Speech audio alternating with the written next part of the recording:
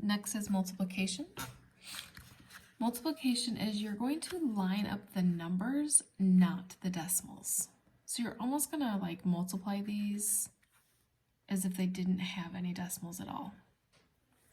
So if I were to line up the numbers, I would have 518 at the top times 9.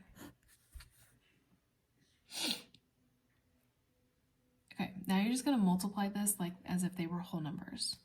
So 9 times 8 is 72, 2 down, 7 up. 9 times 1 is 9, plus 7 is 16, 6 down, 1 up. 9 times 5 is 45, plus 1 is 46. Addition and subtraction, your decimal goes straight down. You can't do that in multiplication. So what you do is you count how many numbers are after a decimal in the problem. So here's my problem. How many are after a decimal? 1, 2. Go left from the end of your answer that many spaces. 1, 2. And that's where your decimal goes. Remember, when you see a number touching parentheses, that means multiplication. So now I'm going to put 3, 2, 6 at the top, 7, 2 at the bottom. I lined up my numbers, not my decimals.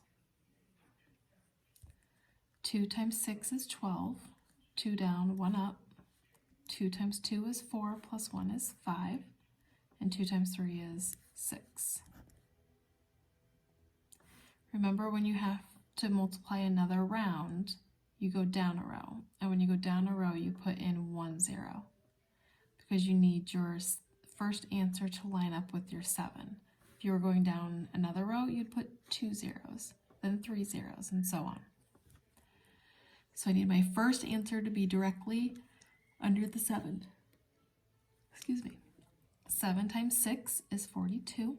2 down, 4 up. 7 times 2 is 14. 15, 16, 17, 18. 8 down, 1 up. 7 times 3 is 21, plus 1 is 22. 2, 7, we're adding 14, 3, and 2. So now you have to ask yourself how many numbers are after decimals in the problem. 1, 2, 3. Go to the end, 1, 2, and 3. And that's your final.